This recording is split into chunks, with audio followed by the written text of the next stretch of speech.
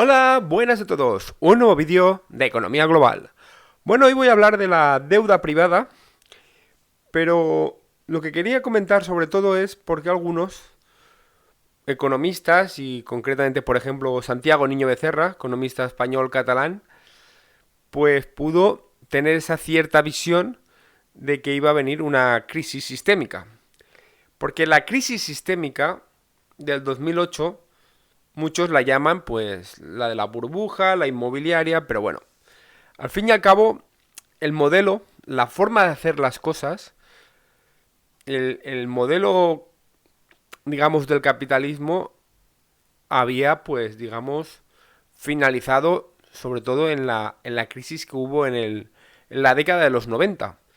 Lo que pasa es que para, digamos, pasar por encima de aquella crisis, lo que se hizo es estimular al principio la economía y la de los países, pues al principio con el préstamo, ¿no? Con el crédito personal fácil. Y luego pues en el 2000 ya se le dio una tuerca y se utilizó pues la deuda hipotecaria que algunos países pues abusaron y lo pasaron mucho peor que otros. Y lo que quería comentar es que Santiago pues sobre todo ya en el 2003, 2004, 4 años antes de petar todo significativamente, pues él ya se anticipó, ¿no? Y pensarán muchos, bueno, este hombre es un visionario. No os penséis que es tan visionario. Pues es una persona que tiene experiencia en economía y pues quiso analizar cómo estaba en ese momento pues la deuda privada del país. Y ahora os voy a poner unos ejemplos de 4 países que lo pasaron realmente mal en la crisis sistémica del 2008. Mira, aquí os voy a enseñar una pequeñita gráfica de los últimos 25 años de Grecia, ¿eh? Y es algo muy significativo, como podemos ver, que en la década del 2000, ¿veis? Cuando se empieza ya a abusar del crédito hipotecario, pues empieza a disparar, a disparar, a disparar, hasta que la situación ya es totalmente insostenible y tanto las, los hogares como las empresas pues tienen ya un nivel de endeudamiento que se perjudica tanto el consumo que al final peta, ¿no? Y, y la cadena se rompe, porque esta es la cruda realidad. Al final no puedes vivir tanto de una deuda privada disparada, ¿no? Es algo espectacular lo que pasó en su momento en Grecia. Aquí estamos viendo que en Grecia, pues, su pico llegó al 151% de su PIB. En España fue mucho peor, ¿eh? En España también teníamos más deuda, también hay que reconocerlo.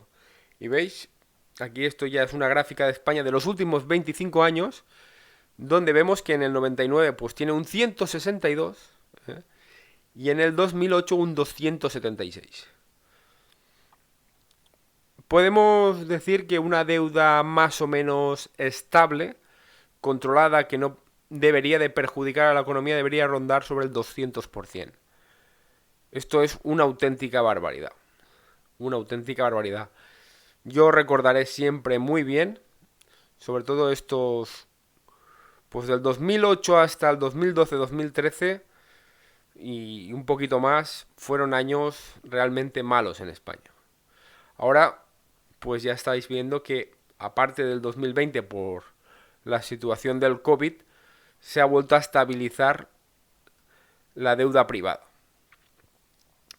Yo esto también lo quería enseñar porque para los que estéis viendo el canal, aquí también podéis ver a Portugal con su tendencia hacia arriba, pues que algunos van sacando vídeos y van diciendo, no, va a haber una gran crisis, una recesión. Bueno. A ver, sí que es verdad que los países actualmente tienen una deuda pública, pues algunos disparada, ¿eh? Y más que una crisis, ¿eh? Porque la verdad es que hay pronósticos de crecimiento para los próximos años, por ejemplo en España rondando casi el 2% del PIB, ¿eh? con esos crecimientos no tenemos una gran recesión, ni una destrucción de empleo, ni absolutamente nada. Pero sí que vamos a tener un problema con el tema de la deuda pública. ¿Qué quiero decir con esto? Pues que como se ha disparado tanto la deuda pública, sobre todo en los países del sur de Europa, se va a tener que recortar. Entonces eso no es una crisis directa, pero sí que es una crisis indirecta porque los ciudadanos de esos países van a sufrir las consecuencias. Pues posiblemente tendrán una peor sanidad, van a tener que ver cómo se reduce o se, digamos, va perdiendo valor su pensión pública, y que posiblemente pues también verá que se van añadiendo algunos tipos de impuestos, porque la deuda, lo ideal es que al menos ronde entre el 60 y el 70% del PIB, sobre todo la deuda pública. Disculpar si me estoy aquí un poco liando. Pero esto, al fin y al cabo, estáis viendo en los siguientes países que la deuda privada se está estabilizando. Igual que en Estados Unidos. Aunque en Estados Unidos, pues, es diferente porque ellos también ya tienen un abuso un poco irregular de la Reserva Federal, donde ahí, pues, juegan un poco con sus reglas y ellos también, pues, tienen la hegemonía del dólar, aunque no tienen el mismo peso que hace unas décadas, ¿no? Pero bueno, lo que os comentaba antes, ¿no? Veis esa tendencia de subir y disparar la deuda privada. La deuda privada de Estados Unidos, la verdad es que es más o menos la de España actualmente, pero hay que reconocer que ellos, por ejemplo, en la década del 2000 abusaron mucho de las hipotecas subprime, de las hipotecas pues que al principio consumía un 80% de tu sueldo y al cabo de unos años consumía el 100%. Esto se hacía siempre con la idea de que tú podías ir a más, ¿no? Y podías ganar más dinero. Bueno, la cuestión al final era hacer negocio, pues vender productos hipotecarios, repartir dinero y luego ya se vería, ¿no? Y luego pues ya se vio, ¿no? Y nada, pues eso es un poco lo que os quería enseñar, ¿no? Para los que somos de aquí de España, pues tener en cuenta que aunque a algunos no les guste el gobierno que está mandando actualmente, pues porque les puede asustar, porque está la Yolanda Díaz, porque no se fía de Pedro Sánchez, el tema de la deuda privada está bastante controlada. No me extrañaría que el año que viene incluso pues pueda bajar de esta cantidad, ¿no? O más o menos que sea igual. Ten en cuenta que actualmente aún tenemos pues incluso menos deuda que pues, a ver, pues sí, que en el 2003, que decir que está bien, está bien. Las empresas están saneadas, muchas empresas pudieron soportar lo que fue una gran caída del PIB en el tema del COVID, y eso pues demostró la fortaleza actual de las empresas. Cuando tú estás en una situación como en el 2007-2008, prácticamente no tienes margen, ¿no? No tienes capacidad de poder soportar una crisis durante tantos años porque tampoco tienes capacidad de financiarte, nadie te financia, bueno, un verdadero horror, sobre todo para esas empresas que salieron esa década que no estaban amortizadas, ¿no? Porque si habían empresas que se habían endeudado, pero ya tenían mucho músculo económico, ya tenían mucho patrimonio desde hacía muchos años, pues más o menos tiraron hacia adelante, pero las que, por ejemplo, quisieron invertir mucho más de lo que debían en la década del 2000, pues aunque tenían muchos años, se quedaron por el camino.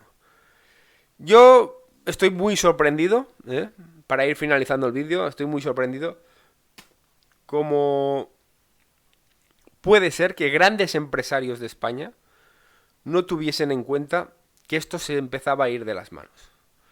Esta subida, esta tendencia pues exagerada, descontrolada, pues no sé cómo decirlo, pero como que no tenías la capacidad de ver que esto no era un crecimiento normal, que esto no era lógico, y que más pronto o más tarde esto tenía que pegar un frenazo, ¿no? Yo creo que cualquiera que pueda interpretar un poquito esto sabe que más o menos tienes que coger y cuando la cosa se desmadra, no endeudarte. No endeudarte porque como empieza a frenar la actividad económica, tu capacidad para poder devolver el dinero va a ser realmente complicada. Y nada, era pues un vídeo para enseñaros un poquito cómo estaba el tema de la deuda, sobre todo en la década del 2000, ¿eh? Y cómo pues nos podemos anticipar nosotros, aunque no tengamos una empresa o aunque o que si queremos hacer una inversión, aunque sea pues comprando un coche o comprando una segunda residencia, pues tener en cuenta que es muy importante ver la tendencia que lleva la deuda privada, porque si la deuda privada se dispara, al final la cadena del consumo sale perjudicada y entonces se frena la economía. Y nada, con esto finalizo vídeo y ya sabéis que se agradecen comentarios. Venga, un saludo.